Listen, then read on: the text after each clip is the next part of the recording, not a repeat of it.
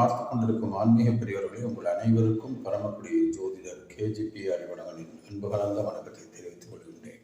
இந்த நிகழ்ச்சிக்கு முன்னால் நீங்கள் நிறைய இந்த 12 ராசிகளுக்குமான இந்த நடப்பு குரோதி வருஷ குரு பெயர்ச்சி பலன்களை பார்த்திருப்பீர்கள்.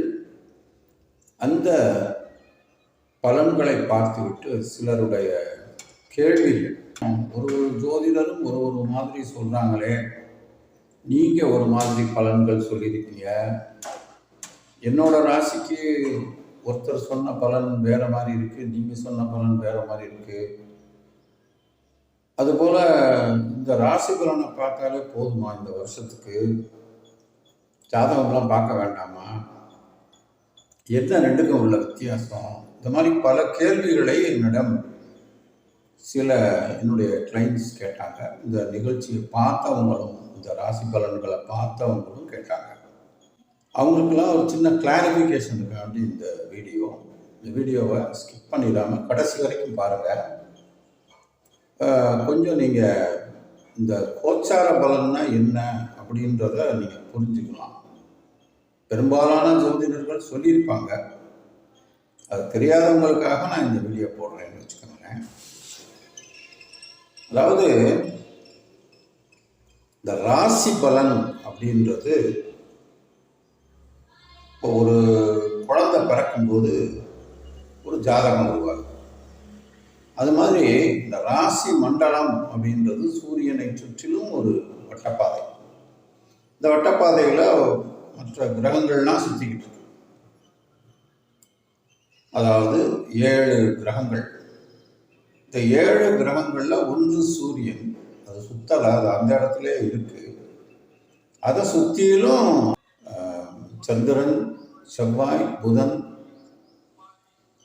குரு, சுக்கிரன், சனி, சூரியனை சேர்த்து 7 கிரகங்கள்னு நமது ஜோதிட சாஸ்திரம் வைத்திருக்கிறது.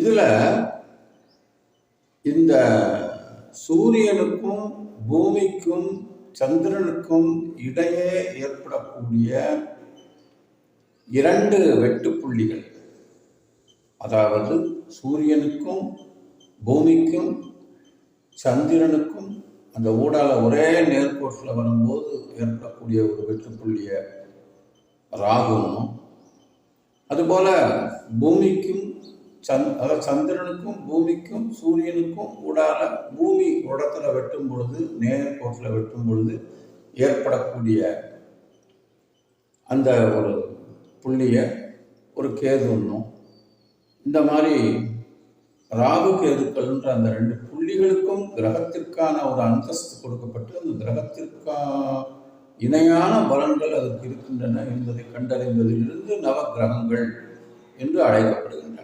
இது எல்லாருக்கும் தெரியும். இப்போ நான் கேட்ட கேள்விக்கு வரேன். அதாவது கோச்சார பலன், அதில் என்ன பெரிய முக்கியத்துவம் இருக்குது? ஜோதிடத்தில் ஜாதக நோட்டில் அதை பார்க்கறதுனால, ஒரு ஜோதிடரை போய் பார்த்து ஜாதக நோட்டை எடுத்துகிட்டு போய் பார்க்கறதுனால என்ன முக்கியத்துவம் இருக்குன்னா, ஒரு ஜோதிடரும் ஜாதகத்தை பார்க்கும் பொழுது ஜாதகத்தில் உள்ள நடப்பையும் விதியின் அமைப்பையும் அந்த பார்க்க வந்த நாளில் இருக்கக்கூடிய அந்த கிரக நிலைகளையும், அதில் ஒரு குறிப்பிட்ட எல்லை, ஒரு குறிப்பிட்ட நாளில் ஒரு கேள்வி கேட்குறீங்க. ஒரு உதாரணத்துக்கு, நான் வர மே மாதம் ஒரு பரீட்சை எழுத போகிறேன், இல்லை ஒரு ஜூன் மாதம் ஒரு வெளிநாடு போகிறேன், இல்லை ஒரு 4 நாள் கழித்து நான் ஒரு வீடு கட்டலாம்னு இருக்கேன், ஏதோ ஒன்று ஒரு கேள்வி கேட்பீங்க அந்த ஜாதகத்தை பேஸ் பண்ணி. அப்போ அன்றைய அந்த கேட்குற அந்த நாள் அல்லது கேட்குற வரைக்கும் இருக்கக்கூடிய அந்த கால அளவில் இருக்கக்கூடிய கிரக நிலைகள், தற்காலிக கிரக நிலைகள், அதுதான் கோச்சார கிரகங்கள்னு சொல்கிறோம். அதையும் அந்த விதியையும் கம்பேர் பண்ணி, இந்த கிரகம் இவருக்கு ஜாதகத்தில் இப்படி இருக்குது, அதாவது விதி அமைப்பு இப்படி இருக்குது, இது இப்போது கோச்சாரத்தில் இப்படி இருக்குது, எனவே இவருக்கு நல்ல பலனை கொடுக்கும், இல்லை தீய பலனை கொடுக்கும், எனவே இப்போ வேணாம், இது அப்புறம் செய்யுங்க அப்படின்னு சொல்றது தான் முக்கியமான ஒரு ஜோதிடத்தில் உள்ள முக்கிய ஒரு பாயிண்ட். இதை பலரும் புரிந்து கொள்ள வேண்டும். நிகழ்ச்சியை பார்ப்பவர்கள் கட்டாயமாக புரிந்து கொள்ள வேண்டும். ஏன்னா லட்சக்கணக்கான மக்களுக்கு, அதாவது இளைஞர்களோ அல்லது முதியவர்களோ அல்லது நடுத்தர வயதினரோ ஏழைகளோ பணக்காரர்களோ மிகப்பெரிய பணக்காரர்களோ அரசியல்வாதிகளோ யாராக இருந்தாலும் ஒரே ராசி பல்லாயிரக்கணக்கான பேருக்கு, ஏன் பல லட்சக்கணக்கான பேருக்கு இந்த உலகத்திலே ஒரே மாதிரியான ராசிகள் உள்ளன. எனவே அந்த ஒரு ராசி பலன் என்பது அந்த லட்சம் பேருக்கும் அப்படியே பொருந்தாது.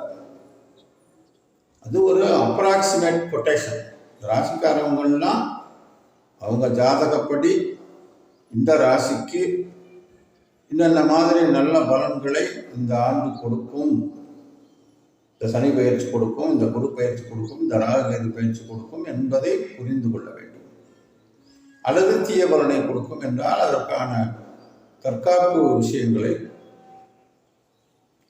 எடுத்துக்கொள்ள வேண்டும்.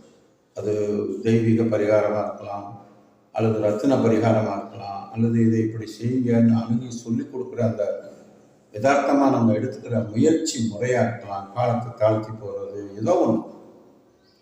இந்த மாதிரியெல்லாம் ஒரு விஷயங்களை நம்ம புரிஞ்சு நடக்கணும். ஜோதிடத்தை நம்ம அணுகுமுறையில் தான் அந்த ஜோதிடத்தை நம்ம புரிஞ்சுக்கிறோம். அதன் அடிப்படையில் தான் அந்த பலன்களையும் நம்ம பெற முடியும், அல்லது புரிந்து கொள்ள முடியும், அல்லது அந்த பாதிப்புக்கு உள்ளாவதோ அல்லது பாதிப்பு இல்லாமல் நாம் வெற்றி அடைவதோ நடக்கும் என்பதே உண்மை. எப்படி நம்ம கண்ணை மூடிக்கிட்டாலும், இப்போ பகலில் சூரியன், இப்போ நான் பேசும்போது நான் கண்ணை மூடிக்கிட்டாலும் எனக்கு வெளியில் அண்டத்தில் சூரியன் இருக்குன்றது உண்மை. நான் கண்ணை மூடிக்கிட்டேன். ஆனால் அதனால விதி அமைப்பு என்பது நிரந்தரமாகும். இந்த அமைப்பு மாறாது. அதில் மாறக்கூடியது நமது வாழ்க்கை. அதனால தான் அதை எப்படி இருக்கும்னு பார்க்குறோம்.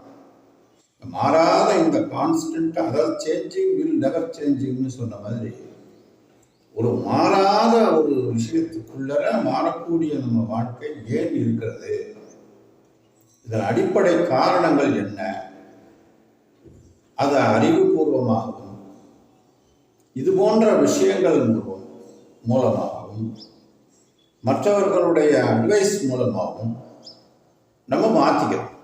அது கருத்தால் மாற்றலாம். எதை நம்புகிறோமோ அதில் அந்த நம்பிக்கையின் பேரில் தான் அந்த மாற்றங்கள் நிகழும் என்றும் நம்புகிறோம். இதுதான் இதில் உள்ள விஷயம். இப்போ நம்ம ஜோதிட முறையில் 40 வயது வரை மதி காலம் அப்படின்னு சொல்லப்பட்டிருக்கு. அதாவது சந்திரனுடைய ஆளுகை உள்ள காலம். இந்த கோச்சார பலன்கள்லாம் பெரும்பாலும் 40 வயது வரை இருப்பவர்களுக்கு, பெரும்பாலானவர்களுக்கு அந்த ராசி பலன்கள், பெரும்பாலானவர்கள் எல்லாருக்கும் அது பர்சன்டேஜ் முன்னப்பண்ண இருக்கலாம். அதனால அந்த 40 வயசு வரைக்கும் ஏன் அது படிக்குது அப்படின்னா, 40 வயசு வரைக்கும் இந்த சந்திரனுடைய ஆளுகை அந்த மனிதனுக்கு இருக்குமா. அதாவது மனம் போன போக்கில் போவான். ஏன்னா வாழ்க்கையை புரிஞ்சுக்கிறதுக்கே அவனுக்கு 40 வயசு ஆயிடும். முழுமையாக தனக்கு ஒரு அனுபவம் கிடைத்து, ஓ இதுதான் வாழ்க்கை, இப்படித்தான் வாழணும் அப்படின்னு எல்லா வகையிலையும் அவன் முழுமையாக தன்னை உணர்ந்து ஒரு மனிதனாக மாற 40 ஆண்டுகள் ஆகும். அந்த உலகத்தையும் ஒரு பார்வையிலையும், உற்றார் உறவினர் ஒரு பார்வையிலையும் பார்க்குற ஒரு விஷயத்தை புரிஞ்சுக்கிறதுக்கே அவனுக்கு 40 வயசு ஆகிடும். அது வரைக்கும் அவன் மனசு என்ன சொல்லுதோ அதுபடி தான் கேட்பான். அப்பா சொன்னாலும் கேட்க மாட்டான், அம்மா சொன்னாலும் கேட்க மாட்டான். ஸோ இதுக்காக வேண்டிதான் அந்த கோச்சார பலன்றது சந்திரன் அவனை கட்டுப்படுத்தும். சந்திரனை மனோகாரகன்னு சாஸ்திரம். ஸோ அதனால தான் அந்த மாதிரி நடக்குது. அதுக்கப்புறம் சூரிய சித்தாந்தம் வேலை செய்யும். சூரியனுடைய ஒரு கிரகம், அதாவது 40லிருந்து 80 வரை சூரியனை வைத்து நாம் கால்குலேட் பண்ணுவது ஜாதகத்தில் திசாபுக்தின்னு சொல்லுவோம். அது ஜாதக நோட்டை வச்சு தான் கண்டுபிடிக்க முடியும். அதுக்கு அந்த கோச்சார பலன்ல சம்மந்தப்படாது. ஆனால் கோச்சார பலன் இந்த திசாபுக்தி பலனோடு சம்பந்தப்படும். அது இல்லாமல் இல்லை.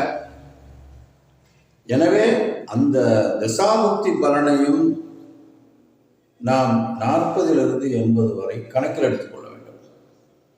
அதுக்கப்புறம் 80லிருந்து 120 ஆண்டுகள் வரை ஒரு மனிதனுடைய வாழ்க்கை காலம் என்பது சராசரியாக ஜோதிடம் நிர்ணயிக்கிறது. மெடிக்கல் சயின்ஸ் வேற மாதிரி நிர்ணயிக்குது. காலத்திற்கேற்ற போல் அது மாறுபடுகிறது. ஆனால் ஜோதிட சாஸ்திரம் ஒரு மனிதன் 120 ஆண்டுகள் சராசரியாக வாழ முடியும், சனாதன தர்மத்தின்படி வாழ்ந்தால் வாழலாம் என்று கூறியிருக்கிறது. அந்த அடிப்படையிலே அந்த 80க்கு மேலே விதிப்படி தான் வாழ்க்கை. ஜாதகம் பார்த்து பிரயோஜனம் இல்லை, கோச்சார பலன் வேலை செய்யும்னு நம்ப வேண்டாம். அப்போ அதனால தான் 80 வயசுக்கு மேலே எல்லாம் கடவுளே தெய்வமே அப்படின்னு எந்தெந்த மதத்துக்காரங்க இருக்காங்களோ அவங்க அனைவருமே பெரியவங்க பூரா ரிட்டையர்ட் லைஃப் உட்காந்து அவங்க பார்க்குறாங்க. இப்போ இதுதான் இந்த விஷயத்தில் உள்ள முக்கியமான சமாச்சாரம்ன்றதுனால இது சொல்கிறதுக்காக இந்த வீடியோ போட்டேன்.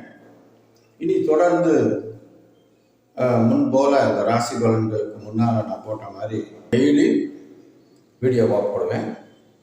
பார்த்து பலனடையுமாறு உங்களை அன்புடன் வேண்டிக் கொள்கிறேன். அடுத்த வீடியோவில் சந்திக்கும் வரை உங்களிடம் நன்றி கூறி விடைபெறுவது உங்கள் அன்பு ஜோதிடர் KGP. நன்றி, வணக்கம்.